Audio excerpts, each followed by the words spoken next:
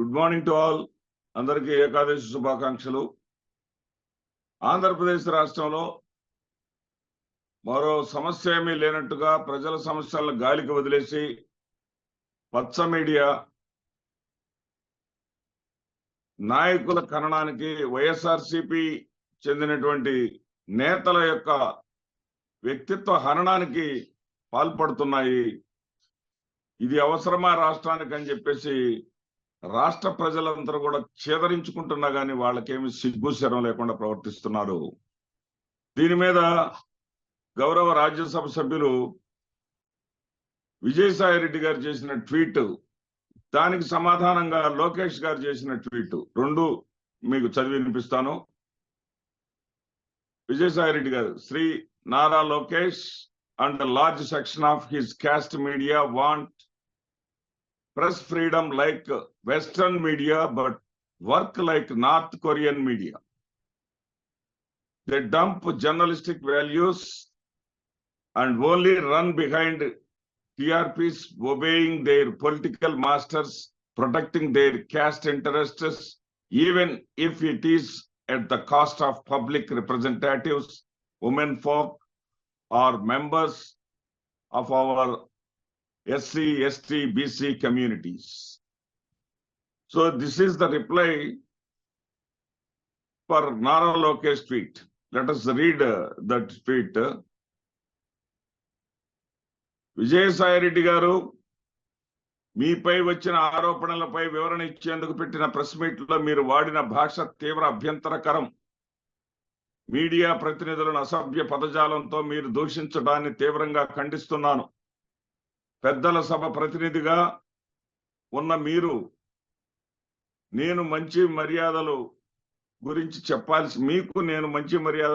చెప్పాల్సిన అవసరం పని లేదు. మీకు అధికారం పోయిన అహంకారం మాత్రం ఇంకా తగ్గలేదు. 5 ఏళ్ల వైసీపీ పాలనలో మీ భాష, ప్రవర్తన, అవినీతి, అరాచకం చూసి ప్రజలు చీకొట్టినా ఇంకా మీకు బుద్ధి రాలేదు. ఇదండి లోకేష్ గారి సమాధానం. విజయసాయి రెడ్డి గారు ఏం పెట్టారంటే, పాశ్చాత్య దేశాల యొక్క ప్రజాస్వామ్య భావజాలాన్ని వీళ్ళు ఆశిస్తున్నారు, కానీ ఉత్తర కొరియాలో కిమ్ పాటించేటటువంటి అప్రజాస్వామిక విధానాలను వీళ్ళు పాటిస్తున్నారు. ప్రజాప్రతినిధులను మాత్రమే కాకుండా ఎస్సీ, ఎస్టీ, బీసీ, మైనారిటీ వర్గాలకు చెందినటువంటి సామాన్య ప్రజలను కూడా వీళ్ళు టార్గెట్ చేస్తున్నారు అని చెప్పేసి ఆయన సమాధానం ఇచ్చారు. మరి ఎందుకు ఆయన ఆ విధంగా మాట్లాడాల్సి వచ్చిందంటే, ఆయన ప్రెస్ మీట్ లో ఆయన ఆవేదన వ్యక్తం చేస్తూ ఏదైతే మరి కొంచెం పరుష పదజాలాన్ని,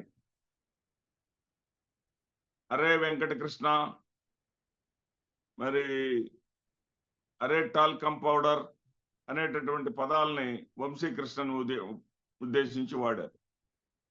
మరి ఈయనకి ఎక్కడ లేని కోపం వచ్చింది. ఆయన అడిగినటువంటి ఒక మాట,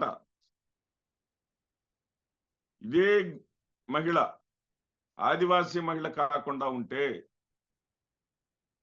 మరి కమ్మ సామాజిక వర్గానికి చెందినటువంటి మహిళ అయి ఉంటే మీరు ఇదే రకంగా ట్రోల్ చేస్తుండేవాళ్ళ, ఇదే రకంగా ఆ యొక్క వ్యక్తిత్వ హననానికి పాల్పడేవాళ్ళ అని ప్రశ్నించారు. ఆ మీడియా మొత్తం కూడా ఏదైతే విజయసాయి రెడ్డి గారు ప్రస్తావించారో మీడియా పేర్లని మళ్ళీ నేను ప్రస్తావించాల్సిన అవసరం లేదు. ఆ మీడియా మొత్తం కూడా ఎక్కడ కూడా ఆవిడ ఇచ్చినటువంటి వివరణ కానీ, ఆవిడ తన రెండో వివాహం జరిగిన సుభాష్ రెడ్డితో సంబంధించినటువంటి ఫోటోలను కానీ, మరి బారసాల నుంచి పుట్టిన రోజు నుంచి బారసాల వరకు, హాస్పిటల్లో పుట్టినప్పుడు ముద్దాడిన దగ్గర నుంచి బారసాల వరకు సుభాష్ రెడ్డి గారు పాల్గొన్నటువంటి ఫోటోలను కానీ ఎక్కడ ఈ ఛానళ్లలో చూపించడండి. వీళ్ళకి మనకు అర్థమవుతున్న విషయం ఏంటంటే, ఈ రాష్ట్రంలో పరిపాలన పూర్తిగా విఫలమైంది. సంక్షేమ మాట దేవుడెరుగు, లా అండ్ ఆర్డర్ అనేది లేదు, అరాచకం రాజ్యం వెళ్తా ఉంది. అరాచకాలు, విధ్వంసాలు, ఇళ్లు కూల్చటాలు, ప్రజల మీద భౌతిక దాడులు చేయటం, ఎక్కడ పడితే అక్కడ ప్రజల రక్తాన్ని కళ్ళజొట్టం, వీళ్ళ రెడ్ బుక్ సంగతి ఏమో కానీ ప్రజలందరూ కలిసి బ్లడ్ బుక్ ఓపెన్ చేయాల్సినటువంటి పరిస్థితి వచ్చింది.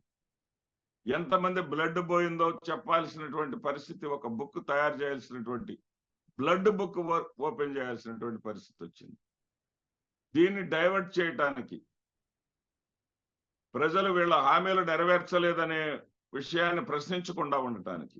ఎందుకంటే మనం చూస్తూనే ఉన్నాం, వీళ్ళ ప్రమాణ స్వీకారం జరిగిన కొన్ని గంటలకే చీరాలలో మహిళ మీద అత్యాచారం, అది అయిపోయిన వెంటనే 9 ఏళ్ల బాలిక పైన అత్యాచారం, హత్య. కనీసం ఆ బాలిక యొక్క పార్థివ దేహం ఇంతవరకు దొరకలేదు. దాని మీద ఈ ప్రభుత్వానికి ఏమాత్రం బాధ లేదు, చింత లేదు, చీకు లేదు.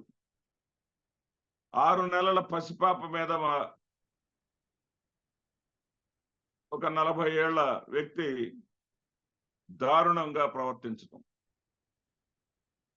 మద్యం సేవించి మరి ఆ మద్యం కోసమే కదా, ఆ మద్యం నిర్మూలించాలనే కదా విపరీతమైన రేట్లు పెట్టి హైప్ పెట్టేసి ఆయన ఒక ప్రయత్నం చేసిన జగన్మోహన్ రెడ్డి గారు.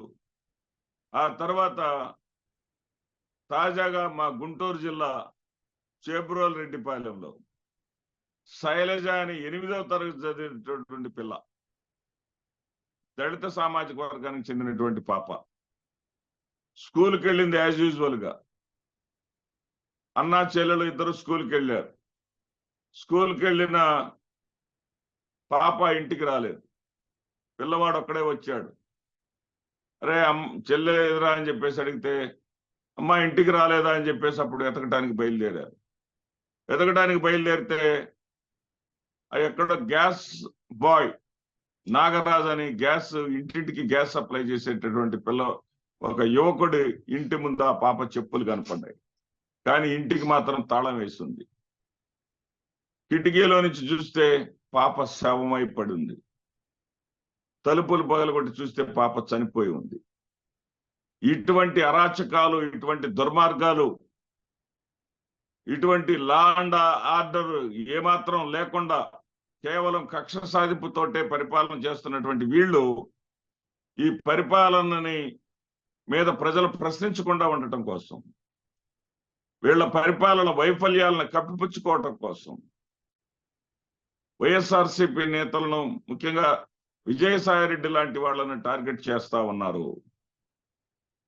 చట్టం ఎప్పుడు కూడా ఎవరికి చుట్టం కాదు. చట్టం తన పని తాను చేసుకుపోతుంది. ఎవరైతే దీని వెనకాల ఉన్నారో, ఎవరైతే దీన్ని సృష్టించారో, ఎవరైతే దీని వ్యక్తిత్వ హననాన్ని విజయసాయిరెడ్డి గారిని టార్గెట్ చేస్తూ విజయసాయిరెడ్డి గారి యొక్క గౌరవ మర్యాదలకు భంగం కలిగించాలని చూశారో వాళ్ళందరికీ కూడా చట్ట ప్రకారం శిక్ష పడి తీరుతుంది. ఎవరు ఎవరిని వదిలిపెట్టేటటువంటి ప్రశ్నే లేదు. ఈ మీడియా తీరు మారదుగాక మారదు. జగన్మోహన్ రెడ్డి గారు ముఖ్యమంత్రిగా ఉన్నప్పుడు గాలిలో తిరిగే మనిషి గాలిలోనే కలిసిపోవాలని చెప్పేసి అన్నారు. దాని మీద ఏమైనా వీళ్ళు చర్చా కార్యక్రమం పెట్టారా?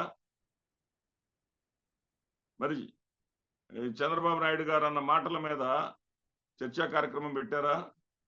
బాలకృష్ణ గారు ఆడదు కనపడితే ముద్దైనా పెట్టాలి, కడుపైనా చేయాలన్నాడు. ఏమిటి బాలకృష్ణ గారు ఈ పద్ధతిని అని దాని మీద చర్చా కార్యక్రమం పెట్టారా? చంద్రబాబు నాయుడు గారు ముఖ్యమంత్రిగా ఉన్నప్పుడు విశాఖపట్నం బీచ్ లో బికినీ ప్రదర్శనలు చేయించడానికి, బికినీ ఎగ్జిబిషన్ పెట్టించడానికి మహిళల చేత ప్రయత్నం చేశాడు. మహిళా సంఘాలన్నీ ఉద్యమించేసరికి ఆ ప్రయత్నాన్ని మానుకున్నాడు. దీని గురించి ఏమన్నా చర్చ పెట్టేటటువంటి దమ్ముందా ఈ సెక్షన్ ఆఫ్ మీడియా వాళ్ళకి? కుల దురహంకారంతో అనేక రకాలైనటువంటి మాటలు మాట్లాడారు.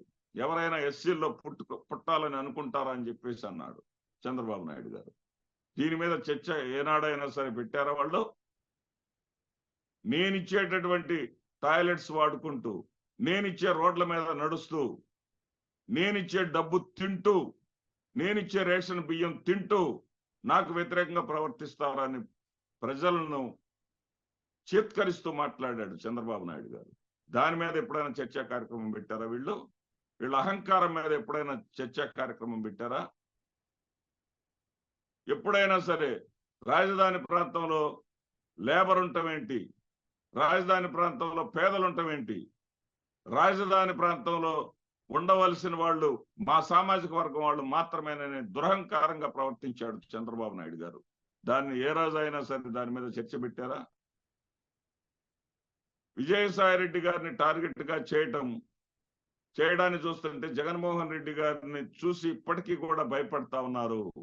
ఇప్పటికీ కూడా జగన్మోహన్ రెడ్డి గారు ఆయనని మనము ఏమీ చేయలేకపోయాం, ఆయనకు 40% పైగా ఓట్లు ఉన్నాయి. ఇప్పటికీ కూడా ఆయనకి ఏ చిన్న అవకాశం వచ్చినా సరే మరలా ఆయన పుంజుకుంటారు. కాబట్టి ఆయన్ని దెబ్బతీయాలి. ఆయన్ని దెబ్బతీయాలంటే నేతలందరి మీద లేనిపోని ఆరోపణలు చేసి దానిని చర్చను ప్రజల్లో ఉంచాలి. ఎందుకంటే గతంలో ఎలాంటి చర్చను ప్రజల్లో ఉంచి మనం సక్సెస్ అయ్యాం. కాబట్టి మన మాటలు నమ్ముతారు, ఎల్లకాలం నమ్మరు. మీరు ఇంతకన్నా దుర్మార్గంగా ప్రవర్తించినప్పటికీ కూడా 2019లో మీ మాటలన్నింటినీ గట్టున పెట్టి